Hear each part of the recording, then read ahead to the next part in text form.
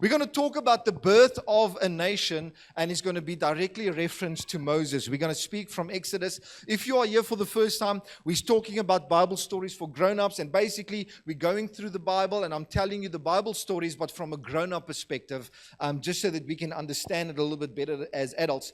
And so we are finished with Genesis. It only took us 6 months. About half of the year to get to this spot, and we are finally in Exodus. We are reading from chapter 1, verse 8, and it says the following. Now there arose a new king over Egypt who did not know Joseph. And he said to his people, behold, the people of Israel are too many and too mighty for us. Verse 10.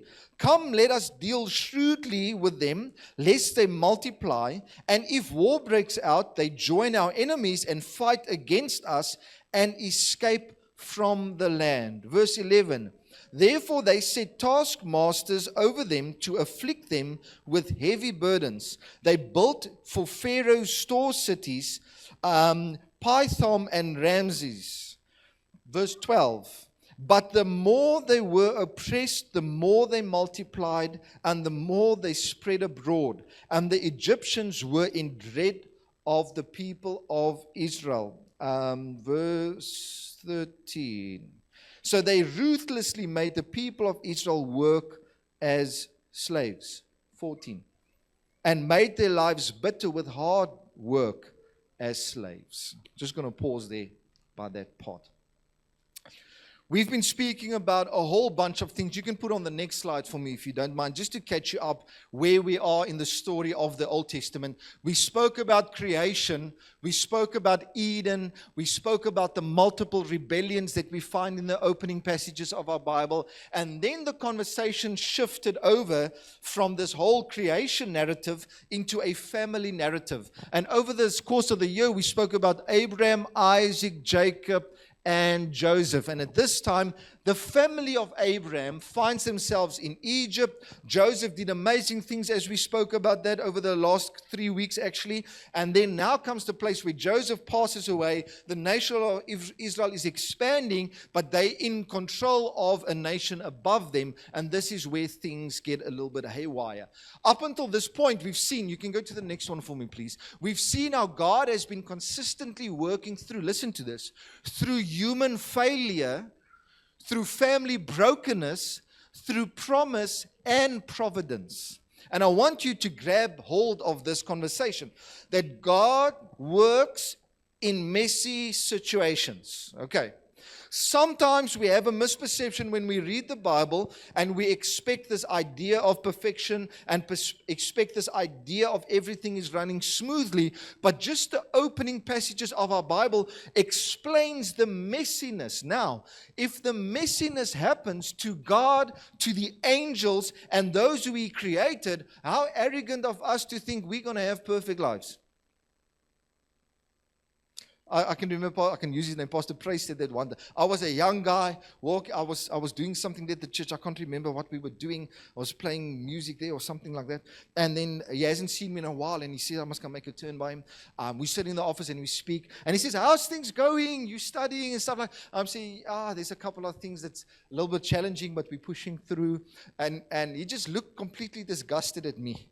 And he looked me in the face and he says, if Jesus was persecuted, why do you think you're not going to be persecuted? If the Son of God went through challenges, how naive can we find ourselves where we think we won't face challenges? And I want you to grab hold of this important point throughout this conversation, that God can move even in our messy situations. But now, the conversation is transitioning over, because up until now, we had this conversation about Joseph, but now we're going to move over to Moses. Just go to the next one quickly for me. So the conversation is moving over from family to a nation. And this is two different type of conversations. It's scaling. God is blessing the nation of Israel in difficult circumstances. They are multiplying. They are developing. They are becoming powerful even as a slave nation. And now the leaders sit in a very challenging position, because it's so much simple to handle two kids at once compared to 20 kids at once in a classroom. Okay, if there's any teachers, you know exactly what I'm talking about, It can be, and now the challenge is that they have this family mentality while they're in the size of a nation. Now, I know, what is that relevance to us? Well, it's going to be very relevant as we're going to speak about this idea, but I just want to give you some groundwork. I want you to understand that Moses is highlighted in this transition moving over from a family into a nation, and he's not just any other Bible character, okay? He is not considered equal when you think about the patriarchs in the Old Testament. What makes him so special, I want you to think about this, that he is the inspiration and credited with the first 5 books in the Bible. You can go to the next one for me, please, if you don't know. He's associated with the first books in the Bible. That's significant, ladies and gentlemen. The book that we hold so dear, the book that we keep close to our hearts and we allow to shape and mold our entire worlds that we live in, it comes from, and obviously it comes from God, okay? So please don't misquote me on this, what I'm trying to express to you. But Moses becomes the centerpiece who God uses, and he is credited with this idea of compiling these narratives together. Now, obviously, we can't be sure. I wasn't there, okay? So, I'm not sure some of you were there, okay? And so this is what is referred to as the information is being passed down around from generations. But because we know the story of Moses, I'm going to do something very strange this morning.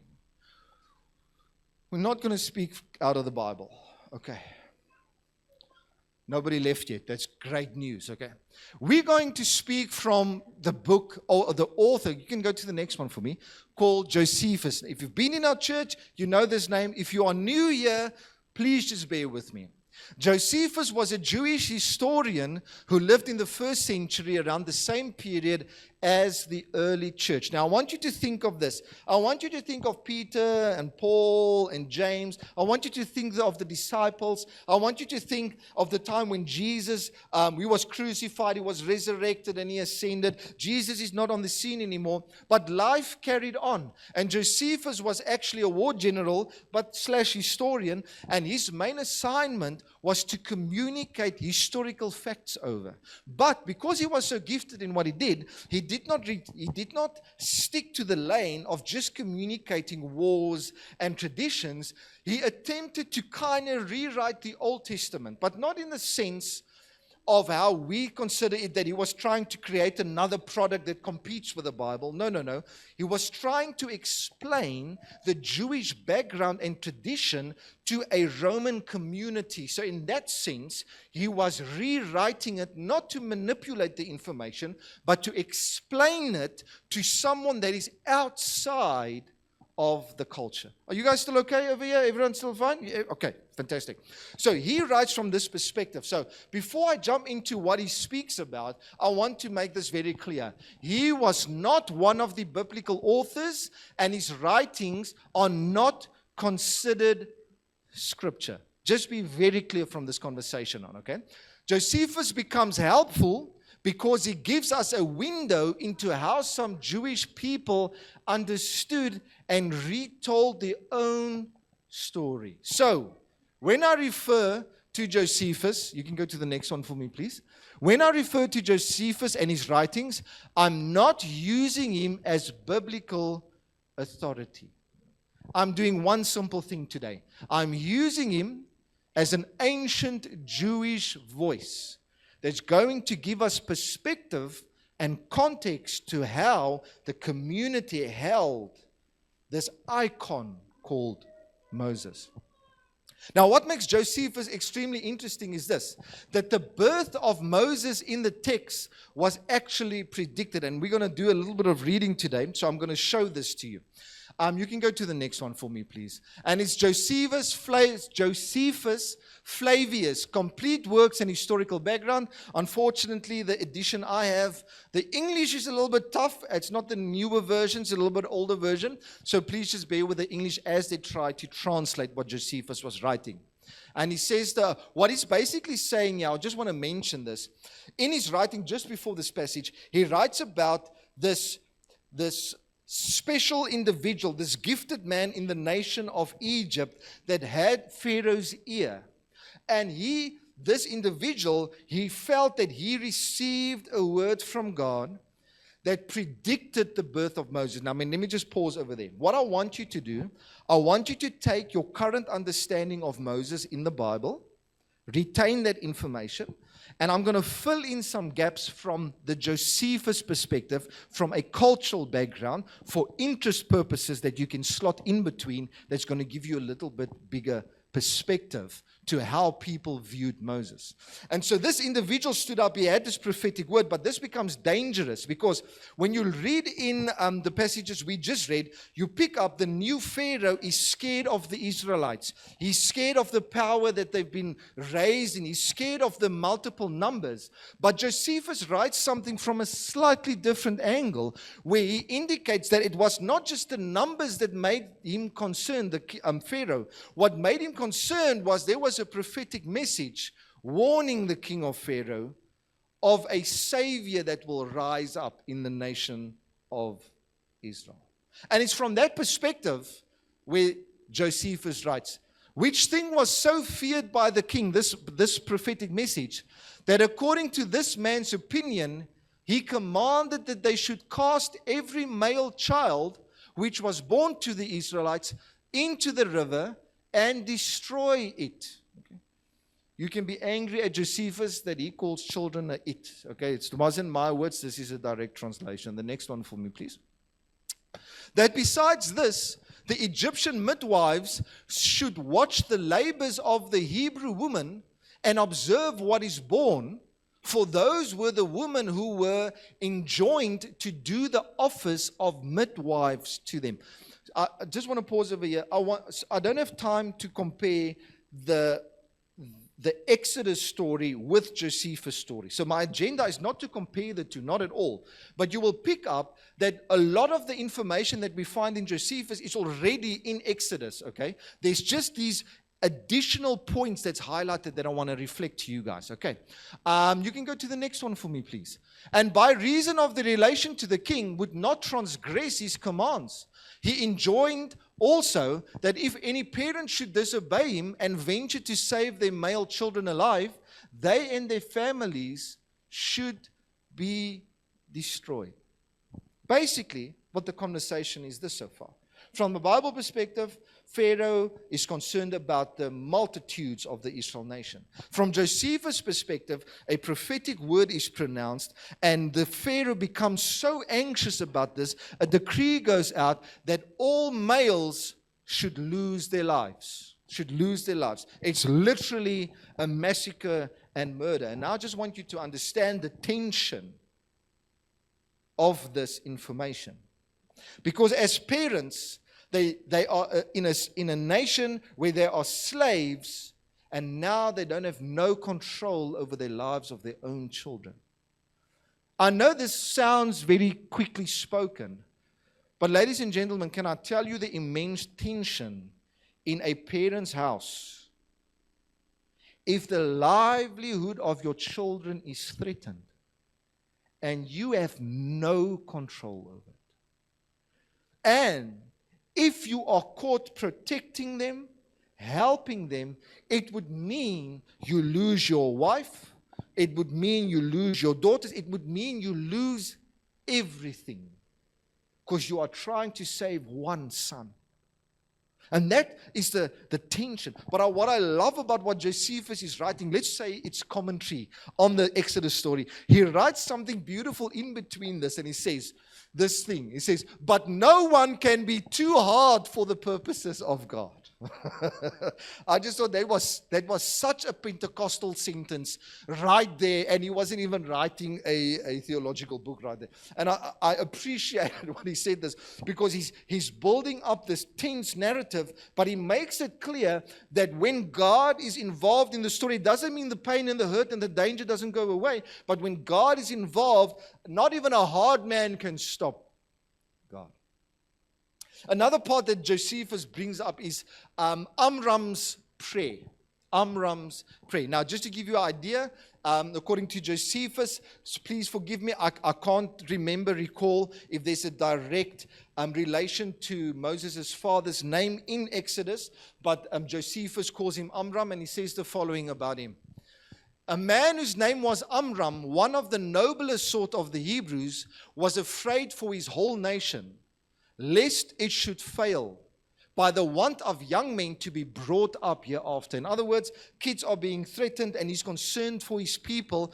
And Josephus explains why this burden is on him as well, because in just the next part, quickly, and was very uneasy at it, because his wife being then with child, and he knew not what to do. In other words, it's not just this whole community. His own wife, the mother of Moses, is pregnant with Moses. He's the man in the house. He is in a war environment. What does he do to save his family? And he's in this heavy tense. And so he decides, he betook himself to pray to God. And he does something strange for most men. He goes and seeks God's face. When it comes to us gentlemen, that's usually not the first thing we do. That's usually not the first place we run to. Well, at least in my life, I have this thing about things needing to make sense in my brain. So the first thing I do, this is free therapy. The first thing I do, it's not to pray. The first thing I try to do is make it make sense in my head, That's the first thing that always challenges. But you see Amram in the severe, difficult, and he just bows down to God and he prays. And God does something, and I want you to pick up on this, according to Josephus. And he says that God appears to Amram.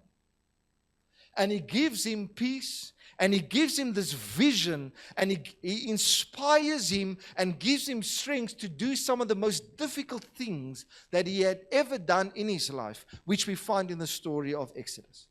And then Josephus does something crazy as he retells the story. He says that childbirth is easy. Sorry.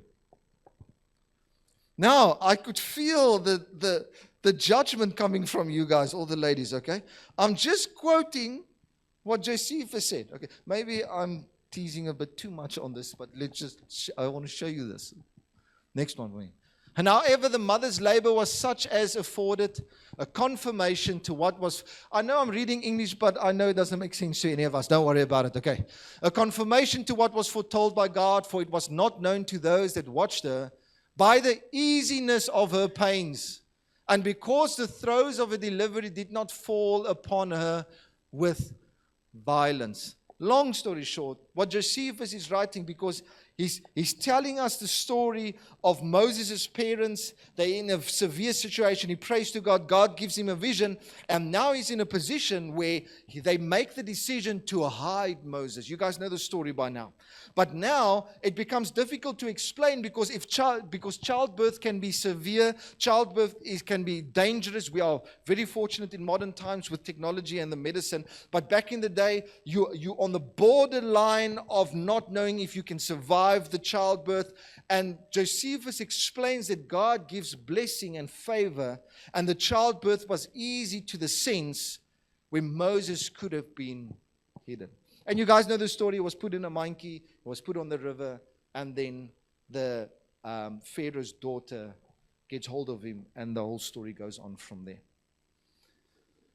Then he brings up something, also, you can go to the next one, where he brings up something very interesting. When you look at the story of Exodus, the narrative goes this way, where Moses was raised in Pharaoh's household, but because he was small, he was given back to the nation of Israel to be nursed for a certain amount of time before he went back to Pharaoh's house and be raised.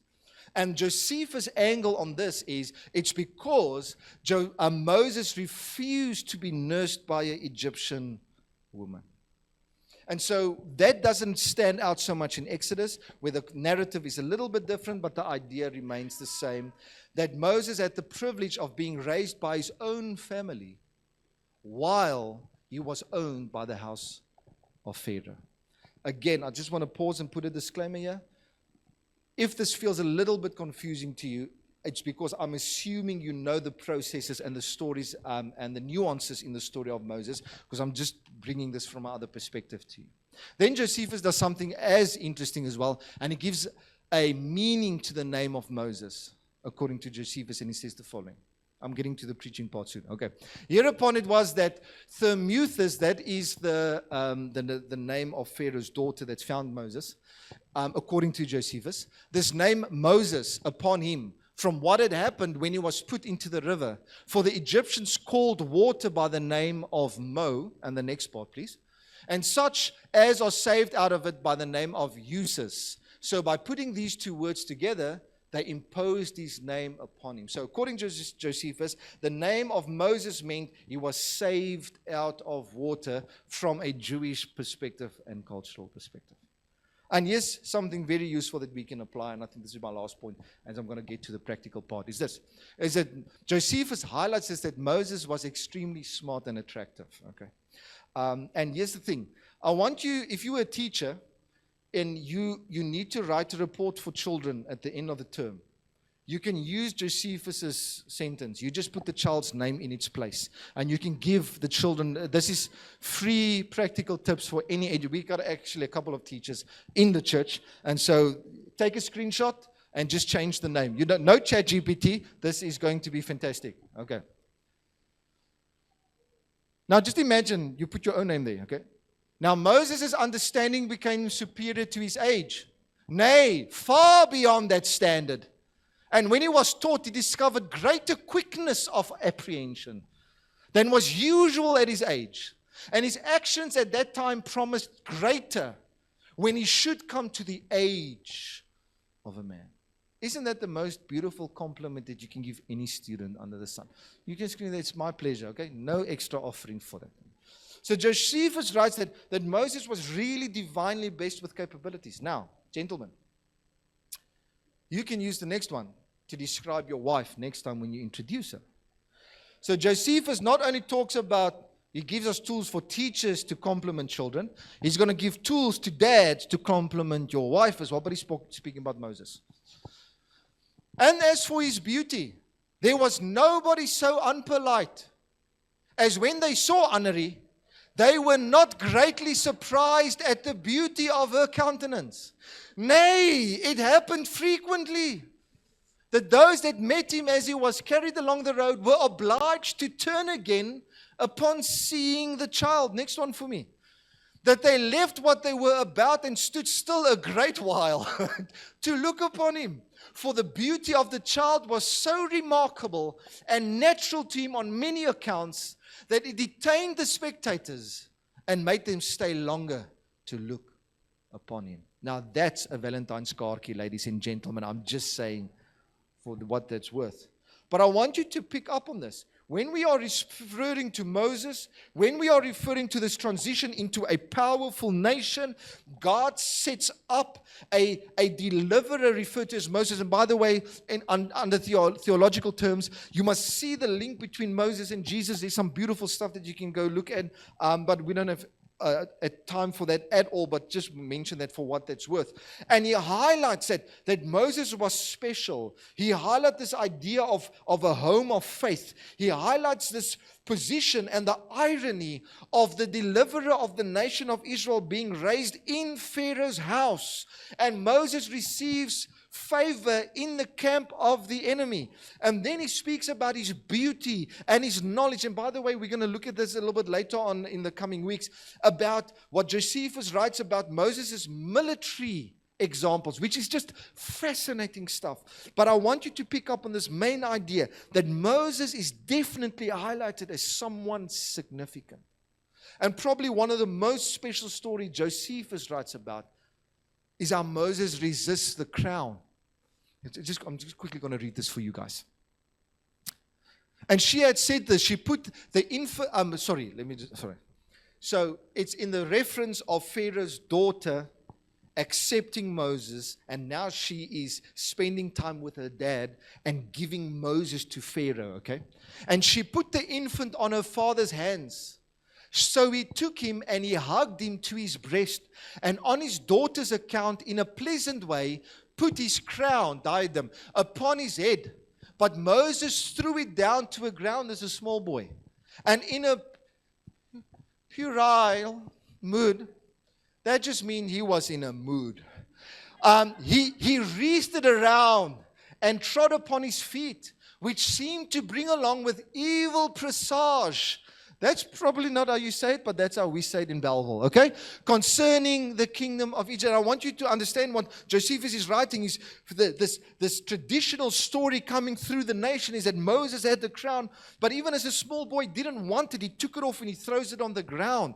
And then here comes the guy who quoted and warned Pharaoh about this whole story. Go to the next one.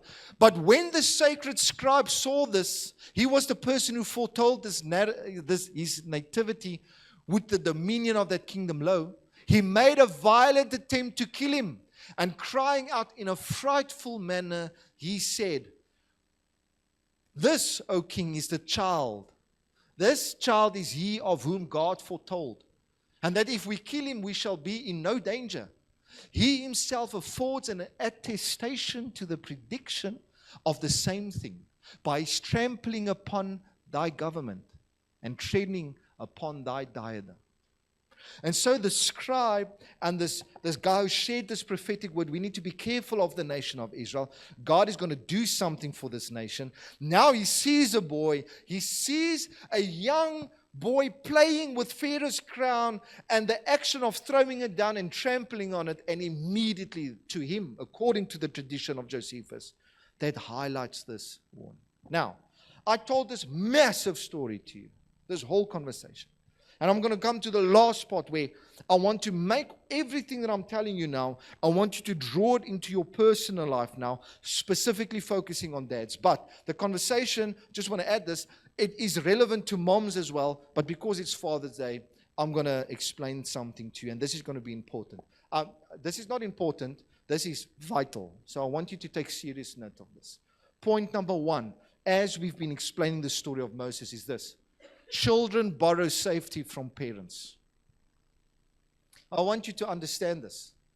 Children borrow safety from you. This is common sense, right? And this is where we find out this type of responsibility. But as we get a little bit older and our kids grow, the world begins to feel chaotic for us because we can't control everything. Can you imagine Moses' dad and his mom sitting in the situation where there is absolutely no control in their life?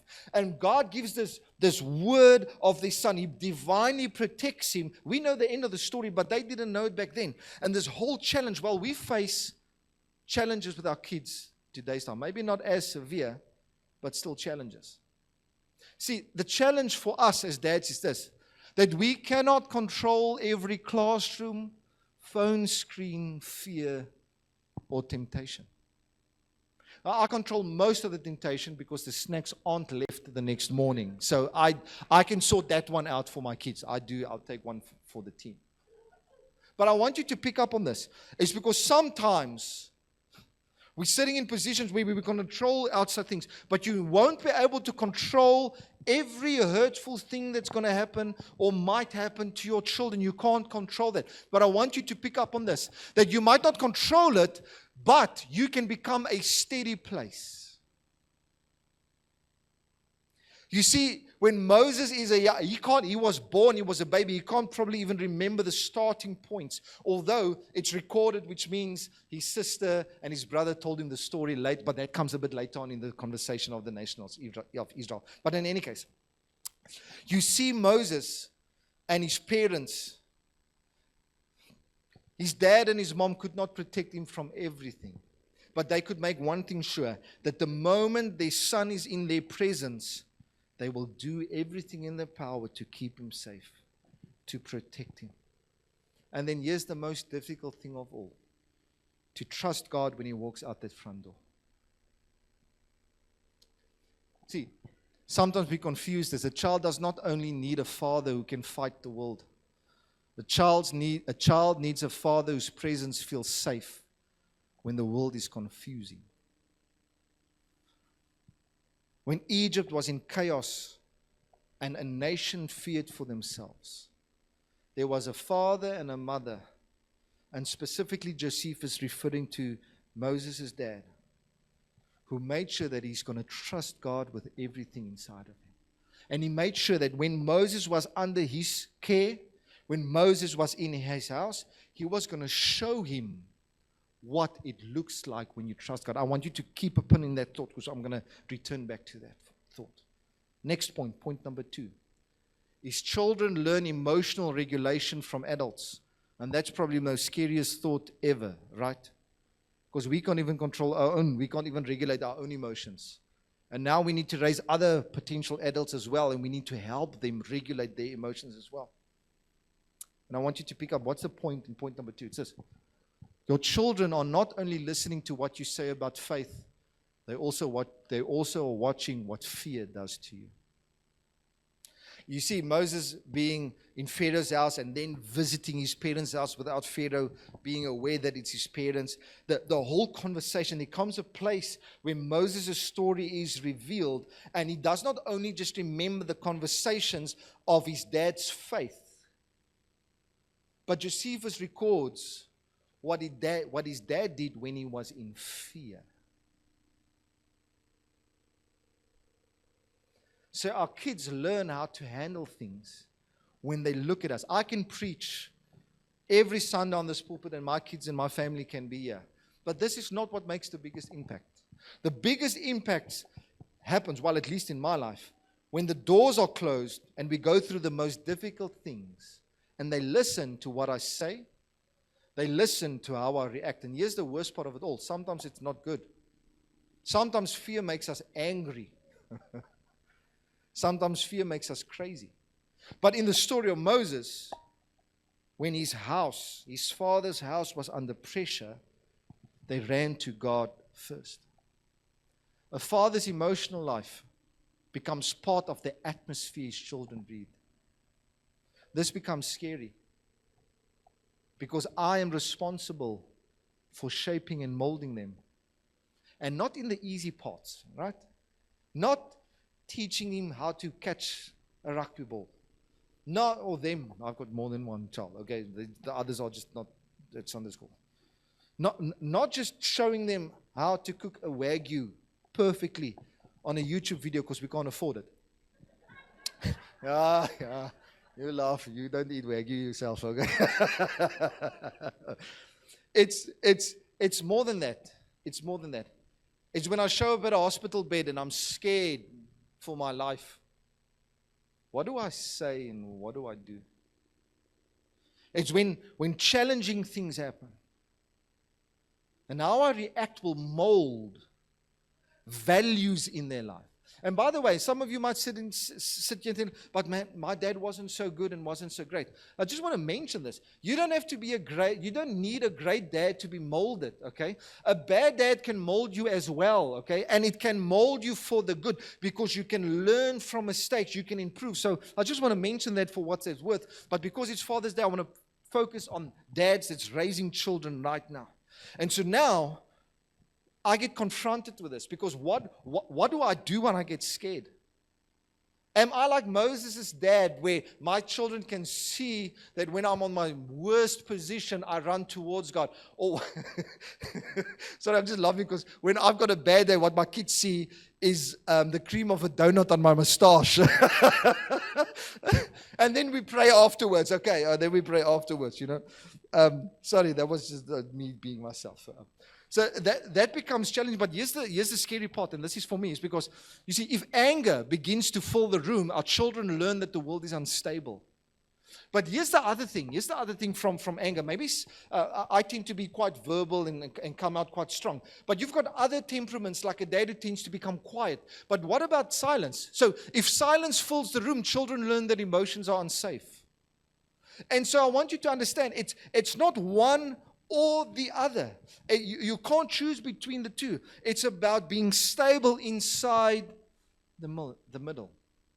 See, but when a father can be honest, repentant, stable, he teaches his children that hard moments do not have to destroy the home.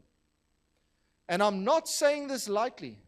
In reference to the story of Moses, this is not easy. This is not something that's simple. And so few of us knows about Moses' dad. But to be in a life-threatening situation and having the ability to really just trust God in that moment. But your faith is so significant that it transcends to the next generation. That's profound, ladies and gentlemen. That your faith can be so strong that your faith can outlive your life.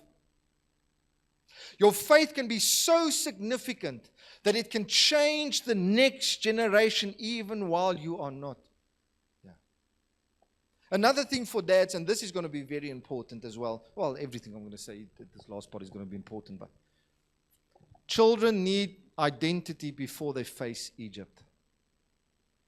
They need to know who they are before they step out. Now, identity can be a very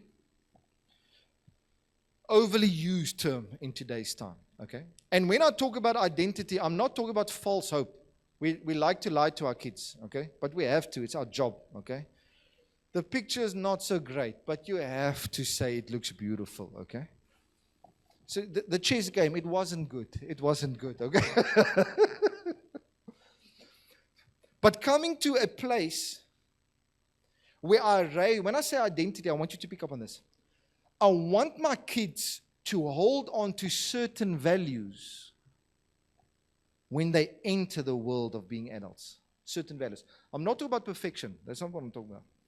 So the problem is, if I don't show my kids the values that are important, they are going to allow, and just put up the next slide for me, please. They are going to allow this world to give them a cheaper name. And here's the worst part of it all. That cheaper name is easier to get. And so sometimes we're sitting in life, and we're sitting in a life where I want to raise my kids fearing God, but if I can't show that to them, it's going to be empty words. See, Moses' dad did not just share words, he showed them to him. So instead of just pushing Moses towards God, he lived a life that was seeking God.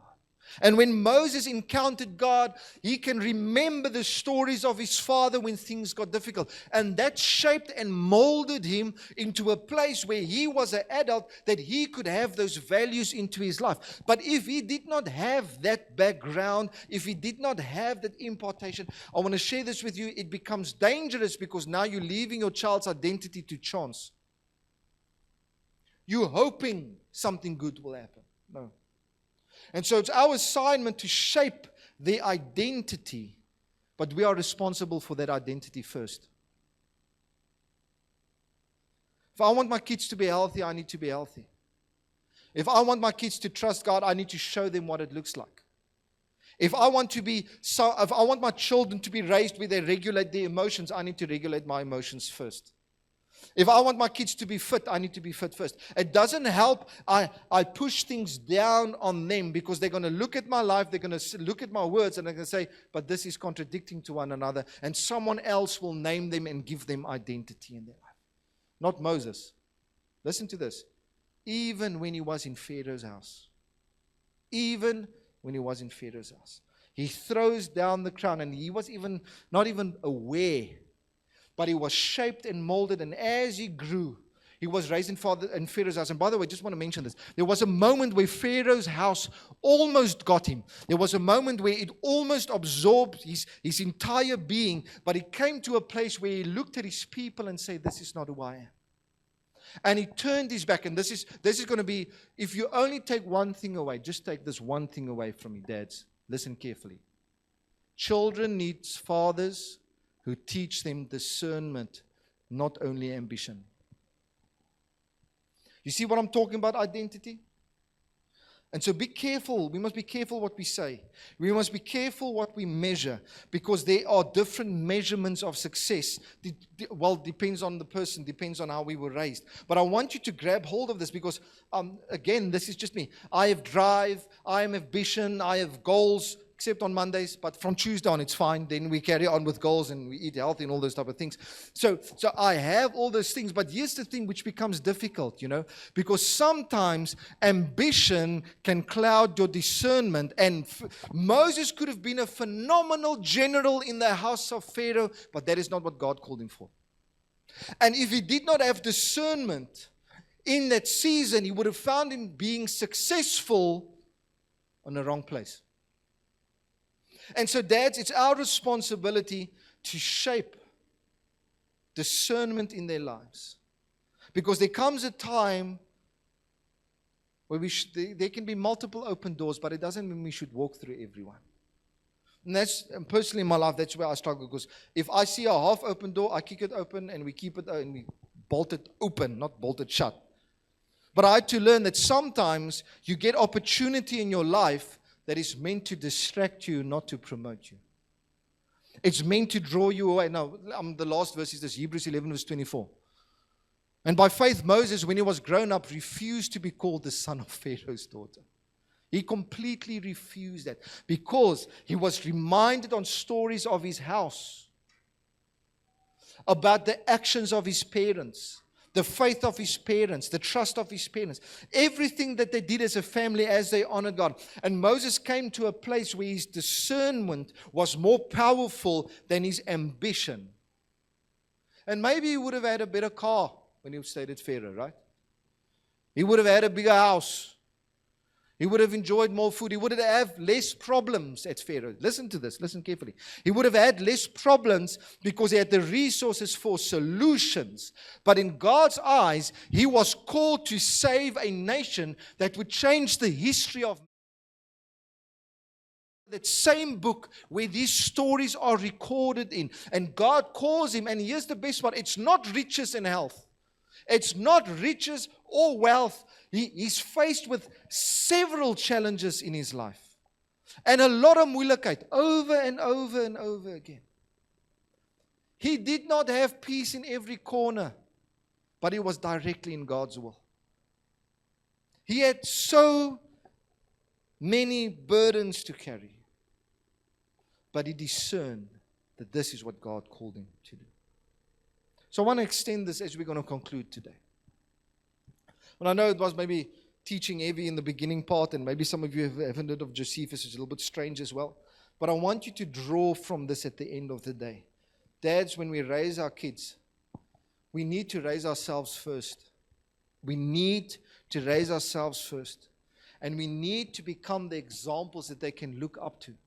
And then we need to shape them, we need to guide them, we need to mold them. And yes, we can't save and protect them from everything, but I can do my best to make sure that our home becomes the safest place for my kids to run to. It's the safest place where they can ask questions that they're too scared to ask out there. Maybe they've got questions. I was just, the other day, I was just having a ball of a time at home.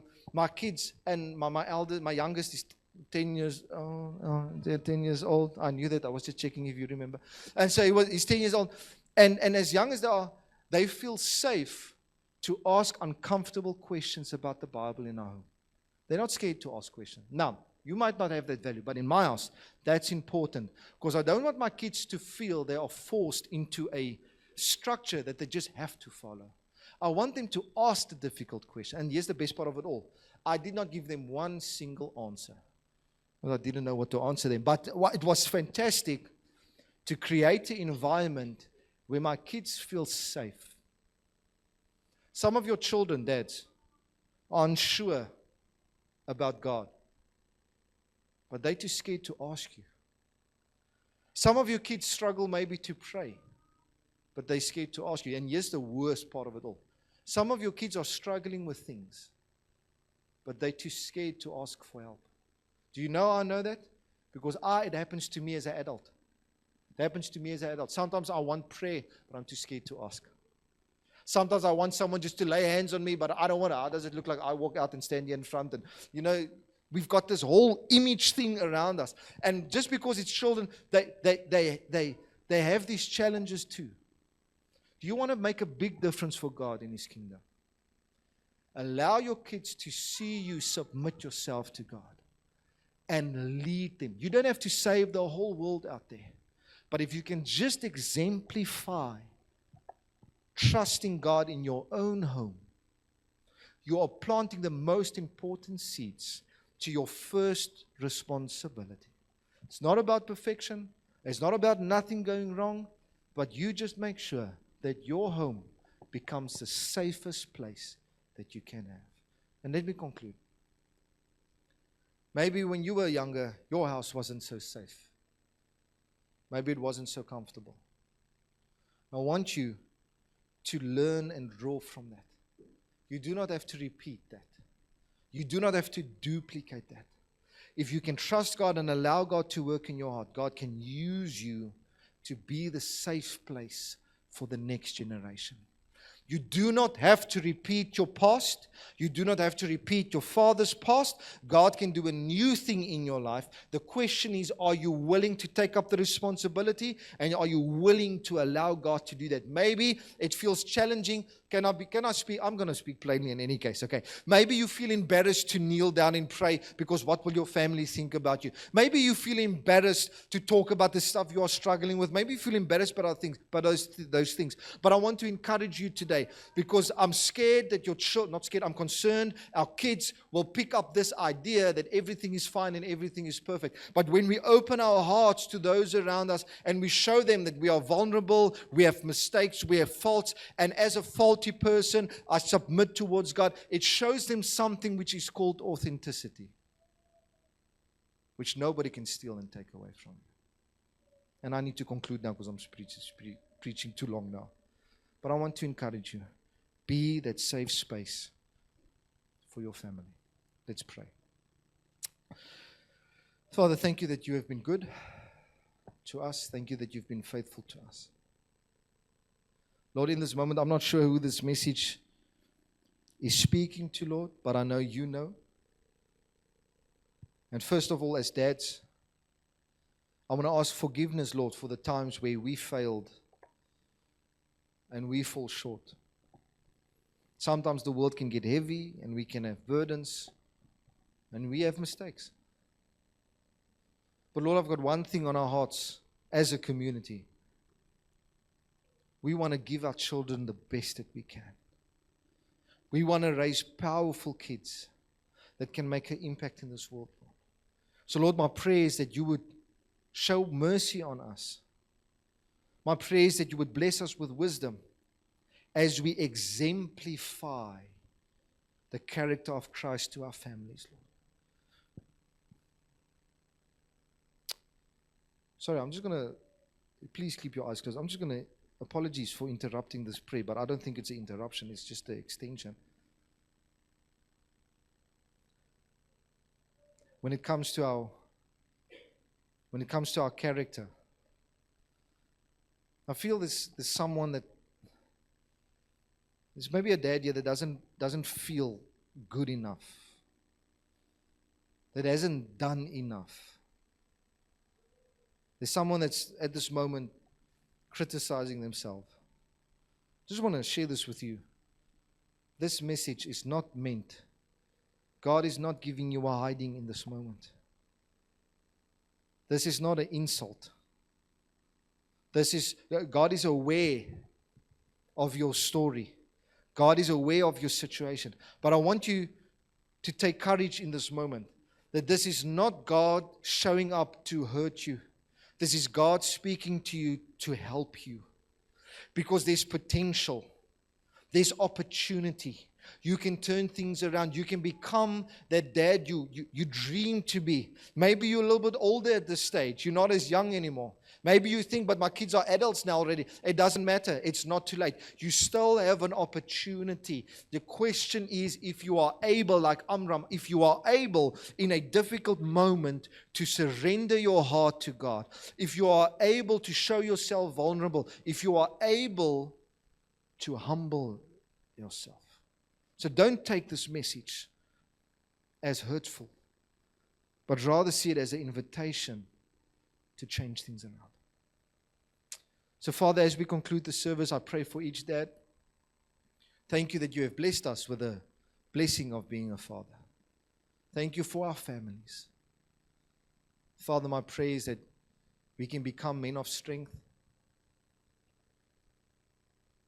so that we can be strong enough to show our kids the right thing to do, so that we can be strong enough to apologize, so that we can be strong enough to ask for forgiveness, so that we can be strong enough to humble our hearts and shape the home the way you want our children to be raised. We pray that in Jesus' name. Amen.